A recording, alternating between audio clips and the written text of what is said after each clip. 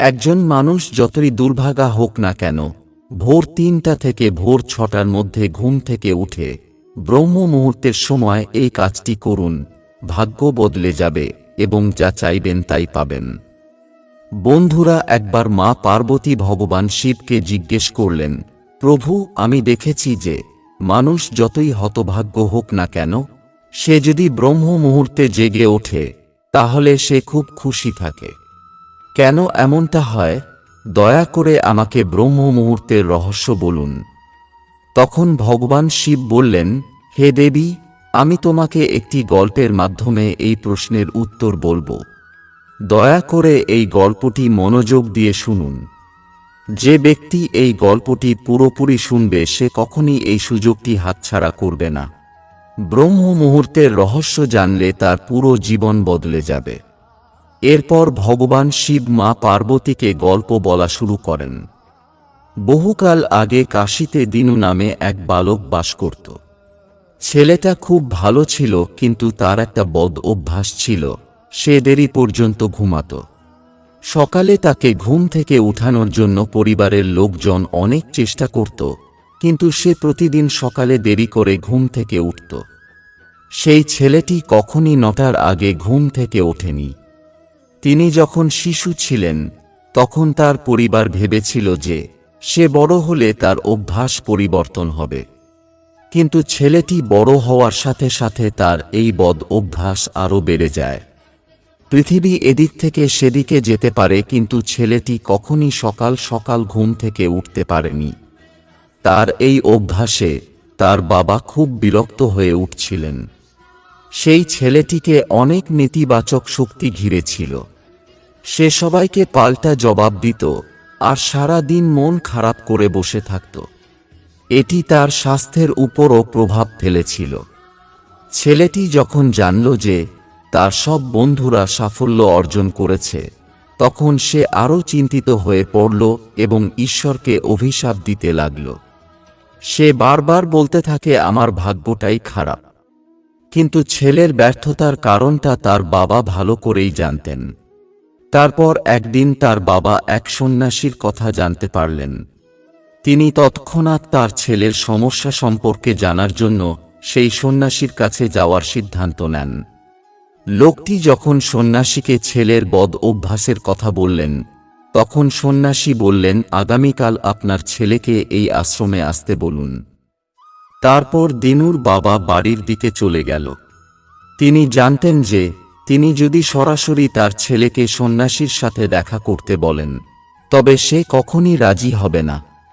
তাই তিনি ছেলেকে কাছে ডেকে বললেন, তোমার সমস্ত বন্ধুরা জীবনে সাফল্য অর্জন করেছে, তুমি কি সফল হতে চাও না?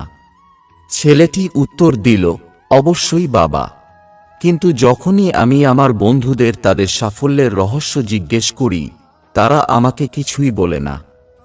তখন তার বাবা বললেন, আমি এই রহস্য জানতে পেরেছি, কেন তারা সবাই সফল হচ্ছে। তখন ছেলেটি খুব কৌতূহল নিয়ে জিজ্ঞেস করল, বাবা, তুমি কি জানতে পেরেছ? দয়া করে আমাকে বলো। তার বাবা বললেন, কাল সকালে তোমাকে একজন সন্ন্যাসীর আশ্রমে গিয়ে দেখা করতে হবে। তুমি যদি সময়মতো সেখানে পৌঁছাতে পারো, তবে সেই সন্ন্যাসী তোমাকে এমন একটি মন্ত্র বলবে যে তাতে তুমি সফল হবে। ছেলেটা বলল, বাবা, আমি কাল সারা রাত জেগে থাকব আর সকালে সন্ন্যাসীর সাথে দেখা করব। তার বাবা বললেন, ঠিক আছে, তুমি সেখানে গিয়ে সেই সন্ন্যাসীর আদেশ মেনে চলো। বাবার কথা শুনে ছেলেটি খুব খুশি হল এবং জীবনে প্রথমবার সে রাত জেগে রইল। কিন্তু কিছুক্ষণের মধ্যেই তার ঘুম এসে গেল। তারপর পরদিন সকালে ঘুম থেকে উঠলে সে জানতে পারে যে সন্ন্যাসীর সাথে দেখা করার সময় শেষ হয়ে গেছে।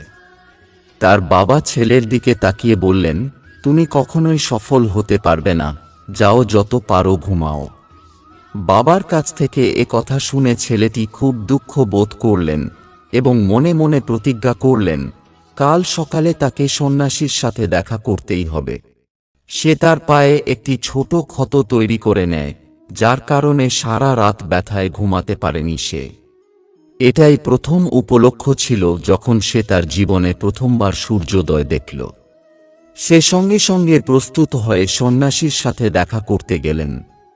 আজ তার অভিজ্ঞতাটা অন্য রকম ছিল। সে অত্যন্ত শান্ত বোধ করছিল। ছেলেটি হেঁটে সন্ন্যাসীর আশ্রমে পৌঁছে গেল। সেখানে পৌঁছে সে দেখল যে সন্ন্যাসী এবং তার সমস্ত শিষ্যরা ধ্যান করছিল।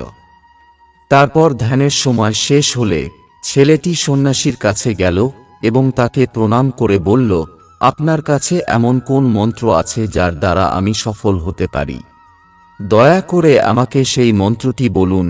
আমিও আমার বন্ধুদের মতো সফল হতে চাই আর ভালো জীবন যাপন করতে চাই। তখন সন্ন্যাসী হেসে বললেন, আচ্ছা, তুমি সেই সন্তান।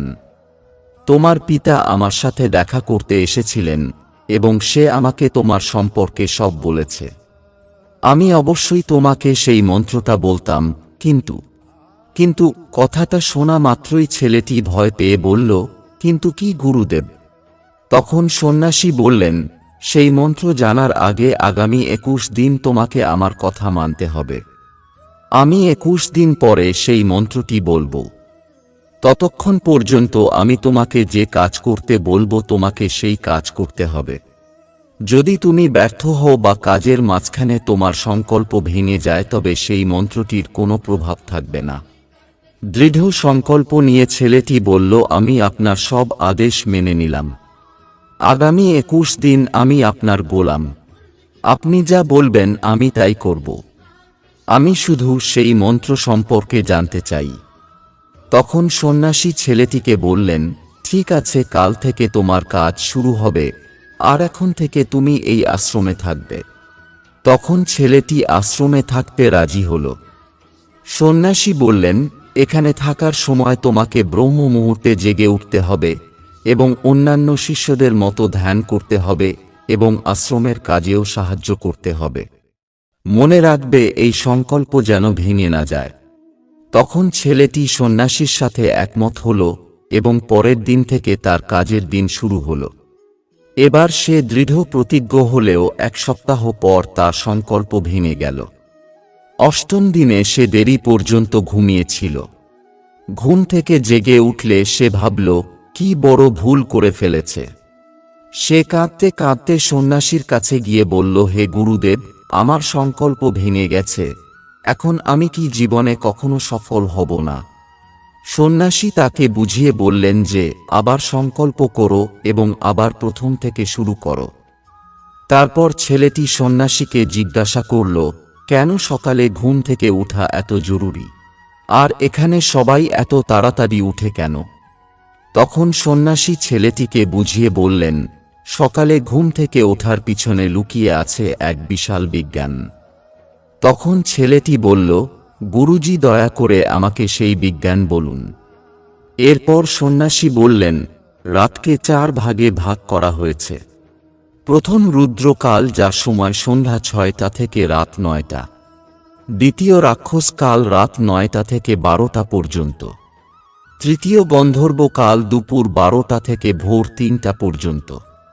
আর শেষ ভাগকে বলা হয় মনোহরকাল, যাকে ব্রহ্ম মুহূর্ত বা অমৃত বেলাও বলা হয়। এর সময় ভোর 3টা থেকে ভোর 6টা। এটি এমন একটি সময় যখন সমগ্র বিশ্বের নেতিবাচক শক্তিগুলি নিষ্ক্রিয় অবস্থায় থাকে এবং ইতিবাচক শক্তি সক্রিয় হয়ে ওঠে। ব্রহ্ম মুহূর্ত মানে দেব মুহূর্ত। এই সময় দেবী দেবতারা পৃথিবীতে বিচরণ করেন আর এটি সেই সময় জাগ্রত মানুষের উপর খুবই ইতিবাচক প্রভাব ফেলে। ব্রহ্ম মুহূর্ত এমন একটি সময় যখন একজন ব্যক্তির মন সম্পূর্ণ শূন্য থাকে, মনে কোনো ধরনের চিন্তা ভাবনা থাকে না। যখন এই সময় একজন ব্যক্তি তার বই খোলে এবং পাঠ্যটি অধ্যয়ন করে, তখন তার দ্রুত সবকিছু মনে হয় এবং দীর্ঘ সময়ের জন্য মনে রাখতে পারে। এটি এমন একটি সময় যখন আমরা জ্ঞান বোঝার চেষ্টা করি। এই কারণে আশ্রমের সকল শিষ্য এবং বিশ্বের বহু জ্ঞানী মানুষ ব্রহ্ম মুহূর্তে জেগে ওঠেন। প্রাচীনকালে আলোর কোনো উৎস না থাকায় মানুষ সূর্যাস্তের সঙ্গে সঙ্গে দিন শেষ করে সূর্যোদয়ের সঙ্গে সঙ্গে দিন শুরু করত। এটি এমন একটি উপায় যেখানে মানব জীবন প্রকৃতির সাথে সামঞ্জস্য রেখে চলত। তখন ছেলেটি বলল, ঠিক আছে, আমি আগামীকাল থেকে আমার সংকল্প আবার শুরু করব। কিন্তু ব্রহ্ম মুহূর্তে ঘুম থেকে ওঠার পর কি করব? তখন সন্ন্যাসী বললেন, ঠিক আছে, ব্রহ্ম মুহূর্তে কি করতে হবে এবং কিভাবে করতে হবে তা আমি বলছি। প্রথমত, একজন ব্যক্তিকে ঘুম থেকে উঠে মাটিতে পা রাখার আগে প্রণাম জানাতে হবে এবং উভয় হাতের তালুর দিকে তাকাতে হবে এবং ঈশ্বরকে ধন্যবাদ জানাতে হবে, কারণ তিনি আপনাকে আজকের সূর্যোদয় দেখার সুযোগ দিয়েছেন। এরপর প্রতিদিনের কাজ ও স্নান করলে শুধু শরীরের পবিত্রতাই বাড়ায় না, মনের পবিত্রতাও বৃদ্ধি করে। স্নানের পরে ধ্যান প্রক্রিয়া আসে। ব্রহ্ম মুহূর্তে ধ্যানের সময়কাল 21 দিন। আপনি যখন আপনার কোনো ইচ্ছা পূরণ করতে চান তখন এই পদ্ধতিটি ব্যবহার করতে হবে। এটি এমন একটি সময় যখন ব্যক্তিরা তাদের অজ্ঞান চক্র সক্রিয় করার জন্য কাজ করে। সন্ন্যাসী বললেন, অজ্ঞান চক্র আমাদের দুটি ভ্রুর মাঝখানে অবস্থিত। একে সংকল্পের জায়গাও বলা হয়। আপনি যদি এই চক্রে মনোনিবেশ করেন এবং বারবার আপনার ইচ্ছার পুনরাবৃত্তি করেন, তবে সেই ইচ্ছাটি মাত্র 21 দিনের মধ্যে পূর্ণ হয়। যদি আপনার মনে কোনো অপূর্ণ ইচ্ছা থাকে এবং আপনি তা পূরণ করতে চান, তবে প্রথমে সেই ইচ্ছাটি পরিষ্কার করুন। আপনি কি চান সিদ্ধান্ত নিন। এরপর ধ্যানের পদ্ধতি শুরু করুন। ব্রহ্ম মুহূর্তে স্নানের পর এমন একটি স্থান বেছে নিন যেখানে বাতাস প্রবেশ করতে পারে। ধ্যানের সময় বিশুদ্ধ প্রাণবায়ু হওয়া প্রয়োজন। ধ্যানের ভঙ্গিতে মেরুদণ্ড সোজা হতে হবে। এছাড়া ঘাড়ও সোজা হতে হবে। সুখাসন অবস্থায় 2 হাত হাঁটুর উপর রেখে চোখ বন্ধ করে বসুন। আপনার মুষ্টি বন্ধ করুন এবং 2-3 মিনিটের জন্য সম্পূর্ণ শান্ত থাকুন। যখন আপনার শরীর স্থিতিশীল হবে এবং শ্বাস প্রশ্বাসও ধীর হবে, তারপরে আপনার সমস্ত মনোযোগ অজ্ঞান চক্রের দিকে মনোনিবেশ করুন। এরপর দীর্ঘ গভীর শ্বাস নিন এবং আপনার শ্বাস ধরে রাখুন। এই সময় মনে মনে আপনার ইচ্ছার পুনরাবৃত্তি করুন এবং আপনার ইষ্ট দেবতার কাছে প্রার্থনা করুন এবং দেবতা, দেবী এবং গুরুদের ধ্যান করুন। এরপর যখন শ্বাস আটকে রাখা কঠিন হয়ে যায়, তখন ধীরে ধীরে শ্বাস ছেড়ে দিন। নাক দিয়ে শ্বাস নিন এবং মুখ দিয়ে শ্বাস ছাড়ুন। এই প্রক্রিয়াটি প্রতিদিন 3 থেকে 4 বার পুনরাবৃত্তি করুন। প্রতিদিন এটি করলে আপনার ইচ্ছা অবশ্যই অবচেতন মনে পৌঁছে যাবে আর সেই ইচ্ছা শীঘ্রই পূরণ হবে। এতে অজ্ঞান চক্র সক্রিয় হয় এবং আমাদের আজ্ঞা পূরণ করে। শ্বাস প্রশ্বাস আটকে রাখার সময় শরীরে জরুরি অবস্থার সৃষ্টি হয়, যার কারণে আপনি অকেজো জিনিস সম্পর্কে চিন্তাভাবনা করা এড়িয়ে যান। এছাড়াও ব্রহ্ম মুহূর্তের সময় ভগবানের বিশেষ কৃপা থাকে। কেউ যদি এই সময়ে তার ইচ্ছার কথা পুনরাবৃত্তি করে, তবে তার ইচ্ছা যত তাড়াতাড়ি সম্ভব পূরণ হয়। এরপর ভগবান শিব বললেন, হে দেবী, এইভাবে সন্ন্যাসী ছেলেটিকে ব্রহ্ম মুহূর্তের গুরুত্ব জানালেন। পরবর্তী 21 দিনের জন্য ছেলেটি এই প্রক্রিয়াটি আন্তরিকভাবে গ্রহণ করলেন। তিনি খুব শৃঙ্খলাবদ্ধ এবং শান্ত থাকলেন। ছেলেটি তার সংকল্প পূর্ণ করার সাথে সাথে খুব আনন্দের সহিত সন্ন্যাসীর কাছে গেল এবং বলল, হে গুরুদেব, আমি 21 দিনের সংকল্প পূর্ণ করেছি। এখন দয়া করে আমাকে সফল হওয়ার মন্ত্রটি বলুন। তখন সন্ন্যাসী হাসিমুখে বললেন, তুমি গত 21 দিন ধরে যে অনুশীলন করছো সেটাই তোমার সাফল্যের মন্ত্র। যে ব্যক্তি ব্রহ্ম মুহূর্তে ঘুম থেকে উঠে ধ্যান প্রক্রিয়াটি সঠিকভাবে করে, সে জীবনে কখনো ব্যর্থ হয় না। আশা করি তুমি ব্রহ্ম মুহূর্তের রহস্য জেনে গেছ। এখন সারা জীবন তোমার এই নিয়ম মেনে চলা উচিত। এটি করলে তুমি জীবনের লক্ষ্য এবং সাফল্য উভয়ই অর্জন করবে। এরপর ছেলেটি সন্ন্যাসীকে ধন্যবাদ জানালো এবং সারা জীবন ব্রহ্ম মুহূর্তের নিয়ম মেনে চলার প্রতিশ্রুতি দিল। এখন ভগবান শিব বললেন, হে দেবী, নিশ্চয়ই জেনে গেছেন ব্রহ্ম মুহূর্তে কি হয়।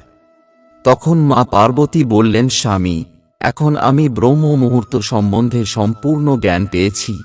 এই বলে মা পার্বতী ভগবান শিবকে প্রণাম করলেন।